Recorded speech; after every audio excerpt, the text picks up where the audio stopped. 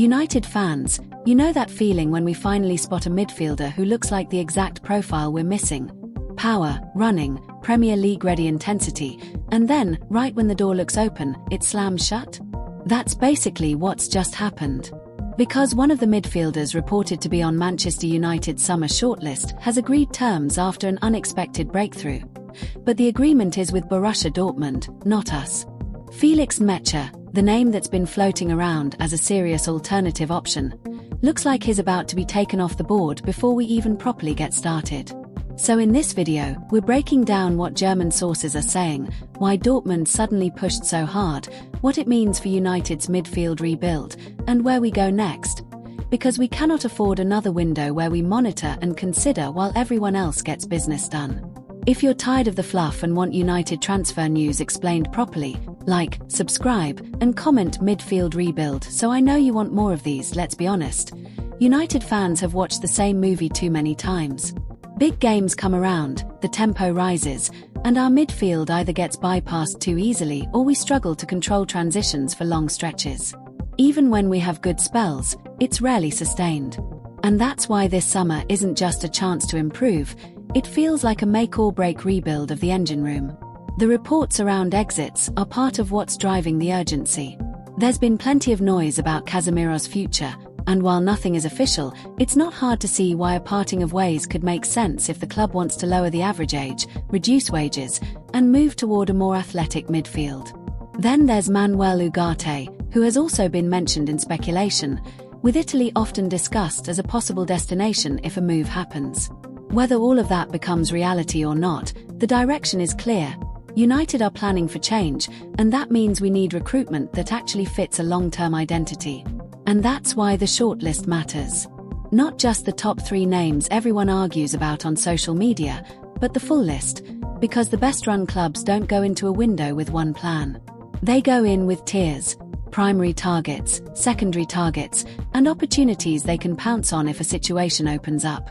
United have been linked, in this specific report, with Wharton, Elliot and Carlos Baleba as top midfield targets. And from a fan's perspective, you can understand the appeal instantly.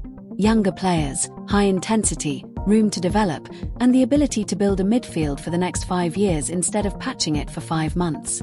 But the problem is, none of those deals look easy. Wharton would mean negotiating with Crystal Palace, and Palace aren't the kind of club you bully into a deal. If they think they've got a rising midfielder with elite potential, they'll demand elite money. Baleba means dealing with Brighton, and Brighton might be the toughest selling club in the league because they don't sell when you want them to sell. They sell when it suits them, and usually after they've maximized value. Anderson is a different issue again, because the report suggests there are growing fears Manchester City could move in. And once City are seriously involved, the equation changes.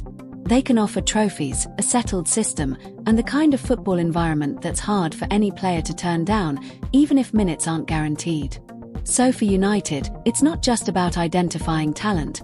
It's about winning the race when rivals with cleaner recent histories and clearer sporting projects enter the picture. That's exactly why alternative options like Felix Nmecha matter. Because even if the club's first-choice targets are Wharton, Anderson, and Baleba, we all know how transfer windows work.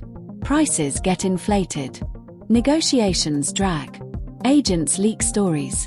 Clubs stall. And suddenly you're either overpaying massively or you're still talking about midfield reinforcement while the season starts. So when a name like Nmecha appears on the United shortlist, fans naturally start thinking, okay, this is one of those deals that might actually be there if the conditions are right. The conditions being, a club that might be open to selling, a player whose contract situation might create leverage, and a fee that, while expensive, still sits within the realm of a realistic negotiation. In this case, multiple reports have framed Nmecha as a player who was in a contract situation where progress wasn't obvious, which often triggers that summer cash-in logic. And when you're United, you have to be ready to take advantage of moments like that because the market is brutal.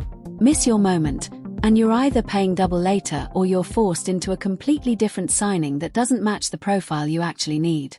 That's what makes this latest update frustrating for a United audience. It's not that Felix Nmecha was the guaranteed perfect answer. It's that he represented optionality. A door that could open. A pathway that meant if the Palace and Brighton deals became nightmares, or if City muscled in elsewhere, United still had credible midfield solutions. And now, according to the German reporting, that door is closing. From a fan perspective, this triggers the biggest fear. We get pushed further into the corner of having to overpay, rush a deal late, or settle for a profile that doesn't fix the underlying issue. Because we've been there before. And the whole point of this summer is to stop repeating old patterns. So with that context, let's talk about what's actually being reported in Germany, why it's being called a breakthrough, and why it's such bad timing for United. Here's the headline that matters for United fans. Felix Nmecha has reportedly reached an agreement on terms, but not with Manchester United. The reported agreement is with Borussia Dortmund, and the key word being used is breakthrough, which suggests that Dortmund have turned a situation around that previously looked uncertain. According to Sky Germany, Dortmund have struck an agreement to extend Nmecha's stay. And if you've been watching the rumours around this player, that's a significant shift in tone. Because the earlier narrative was that Nmecha was a realistic summer exit candidate. Not because Dortmund don't rate him, but because contract situations can force decisions.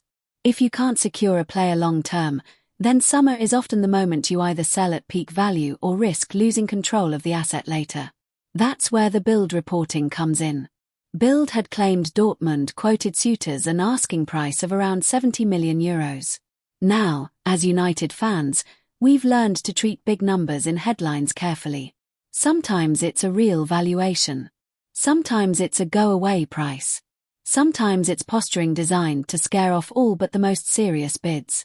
But whichever way you interpret it, that figure tells you Dortmund believed they were in a strong position and believed demand could be high enough to justify it. That's the situation. A deal done, a Dortmund breakthrough, and a United shortlist that just got tighter. If more reliable updates drop on Nmecha or United's next move, I'll cover it. Because this midfield rebuild is going to define our entire season before a ball is even kicked.